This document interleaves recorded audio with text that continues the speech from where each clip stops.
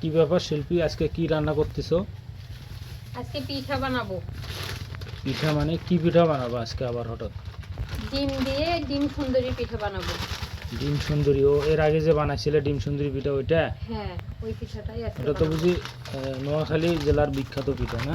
হ্যাঁ, এর যদি দুধও নিয়ে আসছে আর কি, এই যে দুধ আর কি এখানে লাগবে? দুধ, তারপরে ময়দা লাগবে, ডিম লাগবে, চাউলের আটা। ও চাউলের আটা ময়দা দুইটাই লাগবে না? হ্যাঁ, সব কিছু এটার লাগবে। মধ্যে কি চাউলের আটা? অনেকগুলো তো আটা আছে। শিল্পী, এখন কি করতেছো তুমি এগুলা? এই যে এখানে চাউলের আটা নিয়ে নিছি, এখন ময়দা নেব। ময়দা ময়দা আটা যাই বলো। ময়দা দেওয়া লাগে কেন? আমি তো জানি আটা দিয়েই পিঠা হয়। একটু নরম হয় ময়দাটা দিলে। ও, পিঠা নরম হয়? হ্যাঁ, নরম হলে তো আবার খেতেও ভালো লাগবে, তাই না? এই যে এখানে আমি দুধ গরম করে রাখছি, তার দুধগুলো এখন দিয়ে দিব।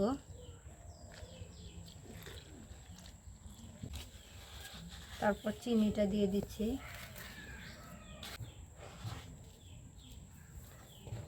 একটু এলাচের গুঁড়া দিচ্ছি, কারণ ডিম যেহেতু দিব, ডিমের গন্ধ লাগবে, এজন্য একটু এলাচের ও, গুঁড়া এলাচের দিচ্ছি। গুঁড়ো দিলে সেন্ট হবে না? এরপর এই যে সামান্য পরিমাণ লবণ। এরপর 2টা ডিম এখানে ভেঙে দিব।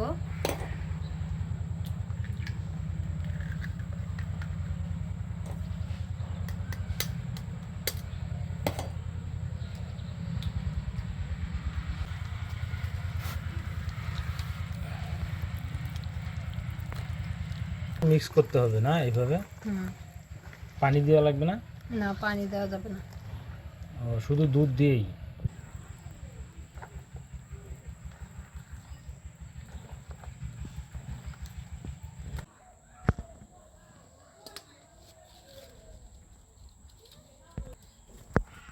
এই পিঠাটা বানানোর জন্য প্রথমে একটা ডিম ভেজে নিতে হবে, তো আমি ডিমটা ভেজে নিব।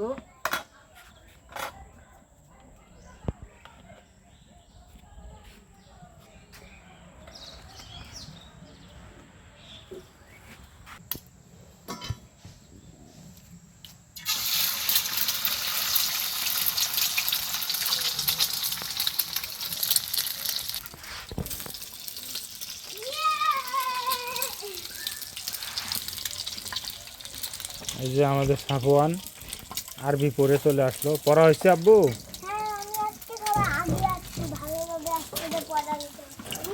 ভালোভাবে পারছো আজকে? এই যে ডিম ভাজা হয়ে গেছে।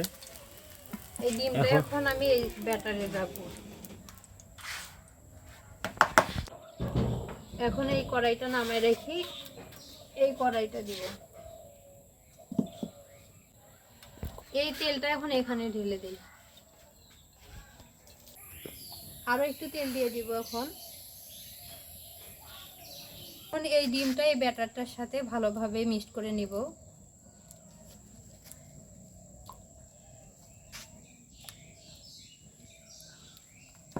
এরপর তেলে দিয়ে দিব।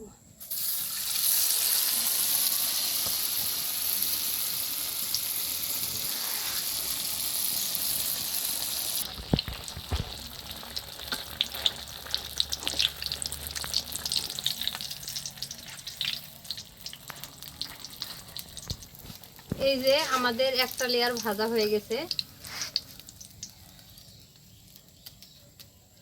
এখন আবারও এই ব্যাটারে ফেলাবো। এরপর সেম নিয়মে আবার ব্যাটার লাগাই নেব।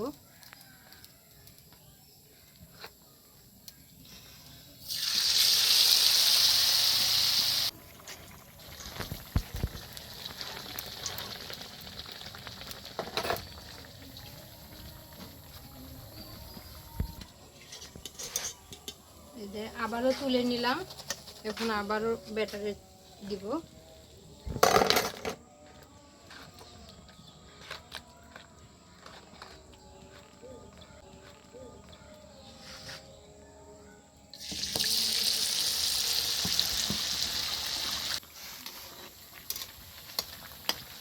তোমার পিঠা দিকে অনেক বড় হয়ে গেছে, অনেকগুলো লেয়ার দিছো মনে হয়।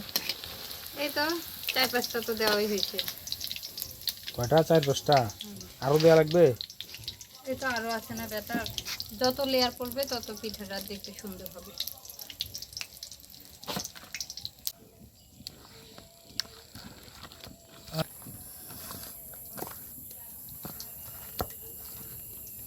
দিয়ে দিচ্ছি। বাপরে বাপ, এবার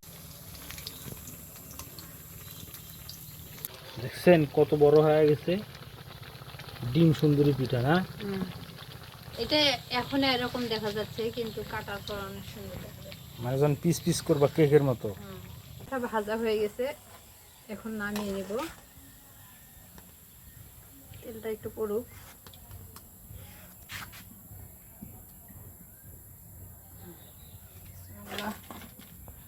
এখন পিঠাটা পিস পিস করে কেটে নিব। এখনো গরম, পিঠাটা গরম লাগতেছে হাতে।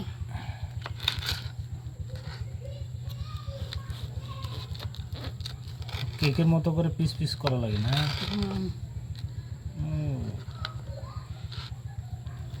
পিঠাটা এমনিতে যেমন দেখা যাক, কাটার পরে কিন্তু সুন্দর দেখা যায়, তাই না?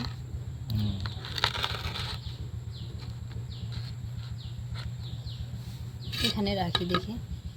ডিম বের হয়েছে কেবল। ডিম 2টা দিলে ভালো হইতো, একটা বেশি।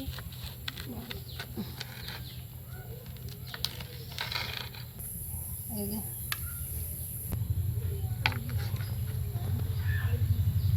ভুলিয়ে যে পিঠা বানানো হয়ে গেছে। আয়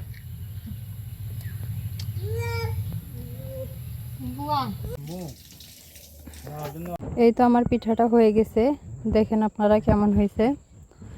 তো যাই হোক, আজকের ভিডিওটা এ পর্যন্ত। আমার ভিডিওর কোনো অংশ ভালো লাগলে লাইক কমেন্ট শেয়ার করে পাশে থাকবেন। ধন্যবাদ সবাইকে। আসসালামু আলাইকুম।